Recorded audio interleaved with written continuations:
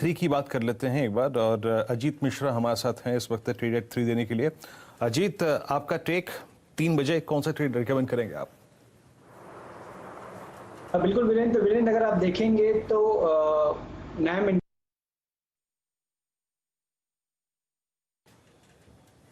I think उनका संपर्क टूट गया। प्लीज आइए इनका ट्रेड ले लेते हैं एग्जैक्टली। अगर आप देखें उन्होंने क्या रिकमेंड किया है 3 बजे के लिए, जो आखिरी का आधा घंटा होता है उसमें वो क्या मानते हैं कि क्या चल सकता है। प्लीज लिखाइए एग्जैक्टली उनकी राय क्या थी। अजीत का मानना है कि आप इस वक्त निप्पन लाइफ ये करीब करीब 340 के टारगेट के लिए बाय कर सकते हैं विद स्टॉप लॉस ऑफ 295। जरा प्लीज एक बार इसका फुल फ्रेम पे चार्ट लेके आइएगा। निप्पन लाइफ एग्जैक्टली अगर आप देखें क्या कर रहा है इस वक्त 309 के स्तर पे, और 340 का इनका टारगेट है। और ये भी अगर आप देखें पिछले 5-7 दिन से काफ़ी स्ट्रॉन्ग मूव में, हालांकि स्ट्रॉन्ग मूव में ये स्टॉक 28 मई के आसपास से ही है। परसों इसने अगर आप देखें 321 का हाई लगाया था, तो अजीत का मानना है कि ये उस जोन को, हाई को क्रॉस करके लगभग 345 के जोन में जाएगा। लेकिन कुछ स्टॉक्स अगर आप देखें तो आईटी स्पेस से सिंक करते हुए टीसीएस एट डेलो 2017 का प्राइस यहाँ पे है। Mayuresh, TCS, HCL technologies, Infosys, Wipro वो मोमेंटम जनरेट नहीं कर पा रहा है। यूएस से जिस प्रकार की खबरें हैं और H1B वीज़ा पे जिस प्रकार का सेटबैक आईटी कंपनीज को लगा है, आपकी राय क्या है? बाजार इस वक्त एग्जैक्टली आईटी स्टॉक्स के साथ क्या करना चाहेगा?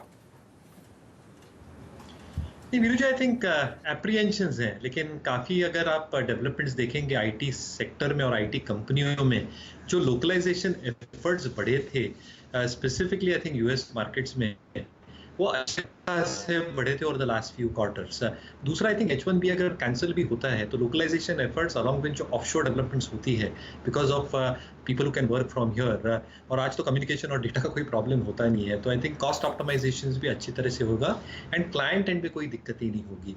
दूसरा, I think in terms of discretionary spending, specifically जो लार्ज मल्टी डॉलर क्लाइंट्स या डॉलर विंस की हम बात करते हैं, वो आई थिंक कंसिस्टेंटली आते जा रहे हैं और ऑर्डर बुक्स काफ़ी ठीक ठाक है majority of the IT companies के लिए, लार्ज कैप्स हो या चुनिंदा मिड कैप आईटी कंपनीज हो। I think large cap companies में डिवर्सिफिकेशन भी है, थोड़ी दिक्कत है शायद स्लोडाउन की वजह से BFSI, रिटेल, मैन्युफैक्चरिंग इस पे देखी जा सकती है अगले 2 तिमाहियों में, बट जो ऑर्डर बुक्स है ये शायद इनको बेल आउट करे as order starts flowing back in the second और थर्ड क्वार्टर यूएस या यूरोपियन बैलेंस शीट्स के हिसाब से। तो टॉप टियर आईटी कंपनीज के साथ रहें, कोई दिक्कत नहीं है। मैं तो इनफैक्ट एक रिपोर्ट पढ़ रहा था वीरू जी, जहाँ पे इन्होंने एक फॉरेन ब्रोकरेज ने 10 स्टॉक्स शॉर्टलिस्ट किए थे world wide in terms of consistency of cash flows और dividend pay outs, and TCS is the only stock which stood out Indian sector में। चलिए, ये राय आपको मिल रही है इन्फोसिस और TCS पर। फिलहाल आपको ये लो लेवल्स पर आते हुए दिखेंगे, लेकिन यही समय है अगर आप एक डिसेंट प्रॉफिट बनाना चाहते हैं तो आप वहाँ पर ख़रीदिए और 2-3 दिन के एक अच्छे बाउंस बैक के बाद वापस आप इन्हें बेच सकते हैं। चलिए, हमारे साथ यतिन जी जुड़ चुके हैं, 3:15 हो गए हैं और वो आपको बताएंगे डीलिंग रूम्स में आज क्या क्या चर्चाएँ हो रही हैं। यतिन जी बताइए, क्या मूड है, लॉन्ग साइड या शॉर्ट साइड? नमस्कार शैलेंद्र जी, देखिए ONGC वो पहला स्टॉक है जहां डीलिंग रूम्स की एक बाय रिकमेंडेशन आ रही है।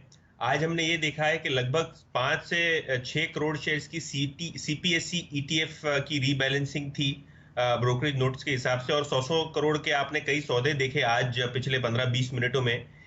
डीलिंग रूम्स को लगता है कि ये सेलिंग के कारण स्टॉक ओवरसोल्ड पोजीशंस बना चुका है और यहाँ से बॉटम फॉर्मेशन हो रही है, तो यहाँ जो है खरीदारी करके चलें और खास करके BTST करके चलें। यहाँ एक हैंडसम 4 से 5% का ट्रेडिंग अपसाइड हमको देखने को मिल सकता है, क्योंकि जो ETF की सेलिंग थी वो खत्म हो चुकी है।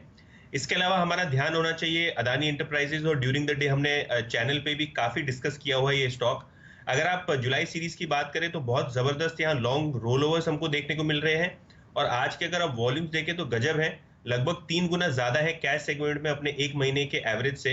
तो अदानी एंटरप्राइज में खरीदारी करके चलें पोजिशनल बेसिस पे जुलाई सीरीज के लिए, ऐसा डीलिंग रूम्स का मानना है। और आखिर में बात करेंगे कैश स्टॉक्स की, जहां रेडिंगटन इंडिया की चर्चा हो रही है आज HNI सर्कल्स में।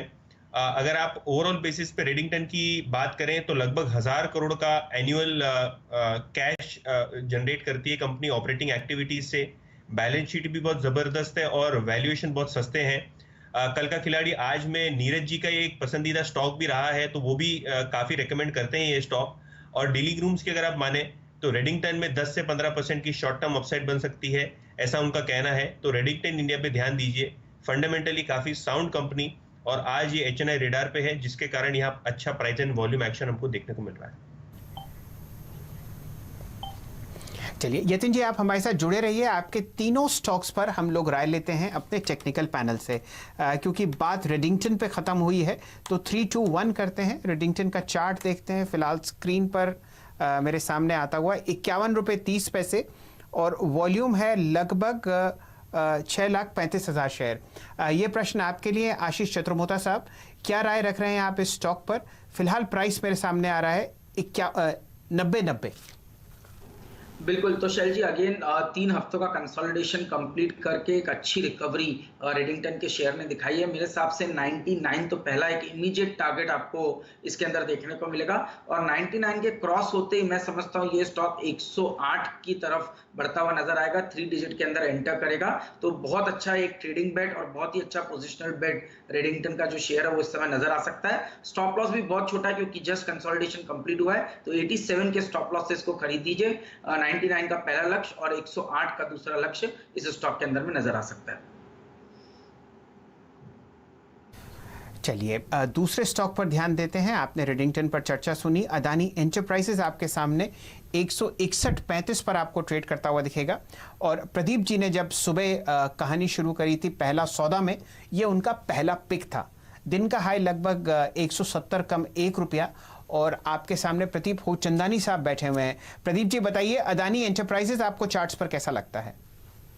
देखिए शैल जी, रिसेंट टॉप्स अगर कनेक्ट करते हैं डेली चार्ट्स पे तो एक राइजिंग ट्रेंड लाइन आती है और ये रिपीटेडली इसको रेजिस्ट कर रही है, और आज का जो हाई है वो भी करीबन उसी ट्रेंड लाइन पे है।